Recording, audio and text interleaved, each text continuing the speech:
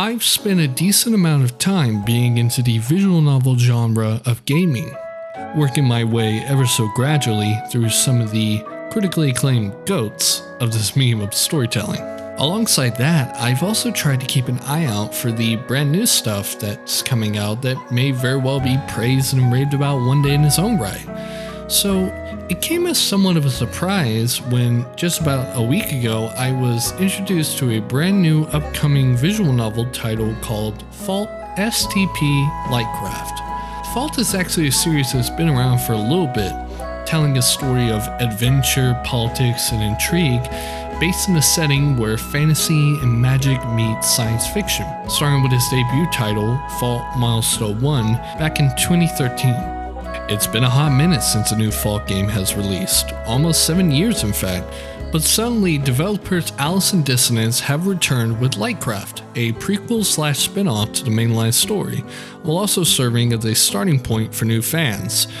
So how does this long-awaited title serve as both a standalone visual novel and a prequel?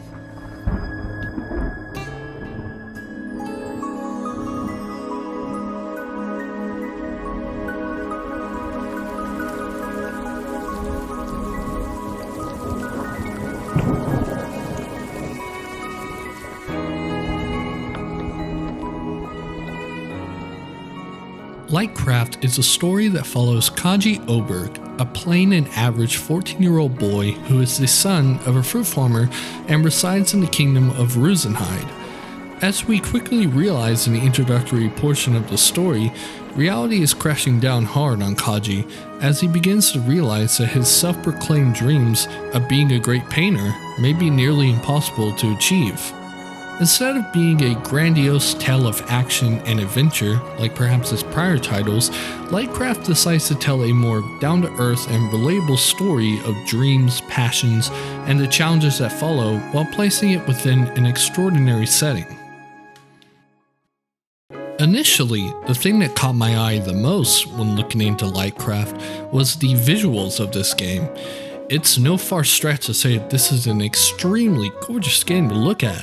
There's a lot of love put into the art direction, a nice and respectable range of background CGs that beautifully capture all sides of Rosenheide, such as the luscious forests that look like something that leapt straight out of one of the Ori titles, or the pleasant visuals of the actual kingdom, which at times feel a bit familiar to something such as Venice, maybe.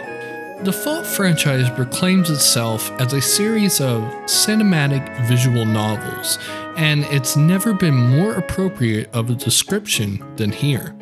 The camera in the game always feels dynamic with how it will zoom in and out of the characters or pan in different directions on the screen.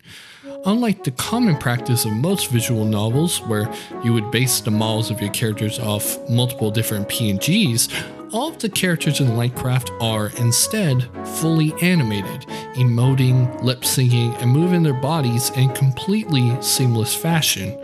And it looks damn great at that. It's not unheard of for modern visual novels to use this kind of technology.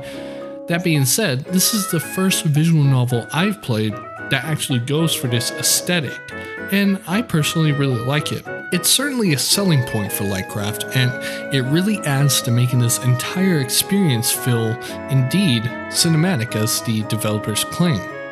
The entire presentation of Lightcraft is pleasant, to say the least, but we cannot forget about the score, which you've been hearing in the background throughout the review.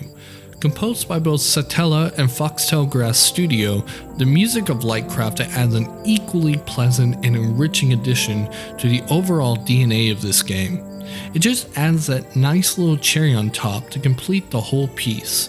Each track stood out to me. Some of them are more mellow or somber piano pieces that you'll hear during the emotional or quiet moments of the story, but you've also got stuff that is much more upbeat and filled with strings and wind instruments, which feel really at home with the visuals of Rosenheide Kingdom.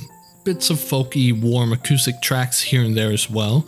There's some synthesizers and electronic elements here and there as well, which add a nice magical feeling ambience to some of the tracks, or maybe helps to create a sense of claustrophobia or dread during the more intense moments of the story.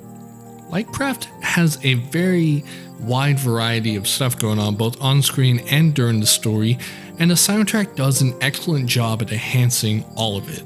It's probably one of the best soundtracks I've ever heard in a visual novel in recent mind, and one that I think I'll continue to come back to for a while, even now that I've finished the game. As nice as all the visuals and music are in this game, it unfortunately does not allow you to enjoy them on their own somewhere in the main menu title of the game. Things like CG galleries are pretty common practice in visual novels, so it's a bit strange that even after you beat the game, there is no way you can easily look back at all the CG work in it without just having to replay it. Both CG galleries and music players have been present in other Fallout games, but not here, strangely enough. It would be nice for Alice in Dissonance to add these extras in a future update, perhaps. On the topic of audio production in LIGHTKRAVTE, an unfortunate aspect of the VN is that there is simply no voice acting. This is the case for all titles in the Fallout franchise, and it's no different here.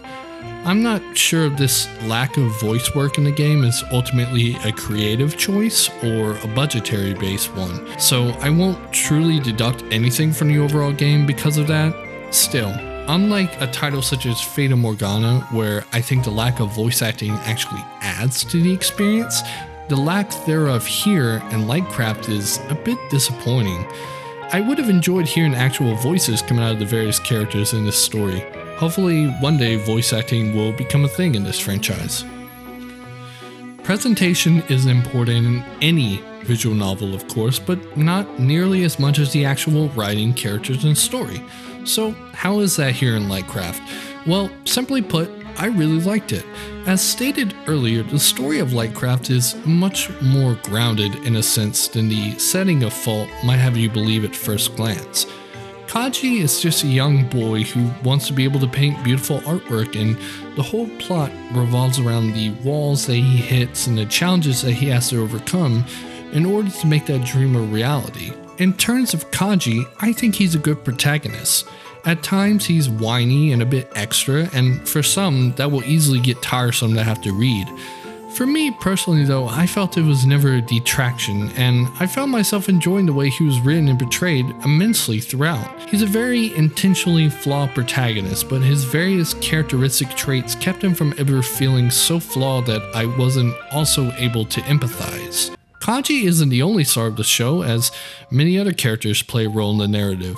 The main characters of the Fallout series, Selphine and Britona, return as prominent characters as well as many other new characters who play a factor in Kaji's story. They're all pretty fun characters, and they all, for the most part, got enough screen time for me to form a good grasp of their lives, their ambitions, and their own conflicts, as that's all pretty prominent in the game's writing and how Kaji's growing relationship with those around him helps him to further understand his own self. Even though they're not the most complex batch of characters, the dialogue writing in LIGHTKRAVTE helps to alleviate some of that. Personality oozes through so much of the dialogue between Kaji and his friends, and it really goes a long way. It truly felt like I was reading banter and conversation between some kids who had known each other for some time. The game never had to really spell out how characters felt around others or how intimate or awkward they were, because the dialogue did it all for me, which I believe is a necessary trait for good character writing. I imagine this cast will continue to stay relevant in future episodes of Silence the Pedant, so I definitely look forward to seeing how they continue to develop in future titles.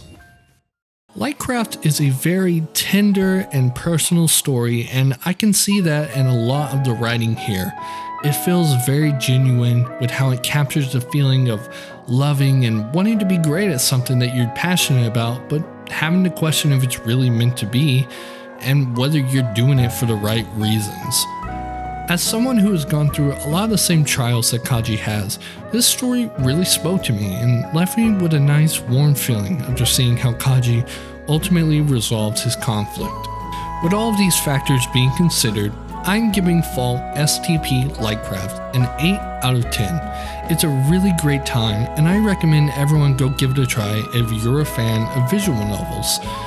The game is on the shorter side in terms of length, running a little under 7 hours in order to complete for me, so if you're looking for a story to devote yourself to for a while, then this ain't it. However, if you are in the mood for a short but sweet new visual novel with a lot of heart and a bit of a different aesthetic, then I can't recommend this enough.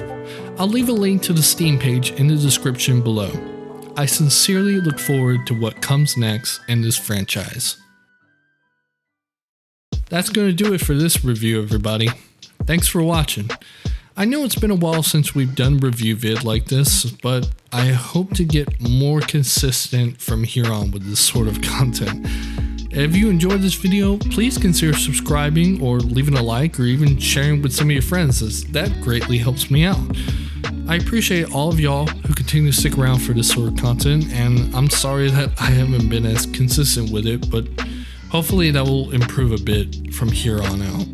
Anyways, this is Proto, signing off on another one. Peace.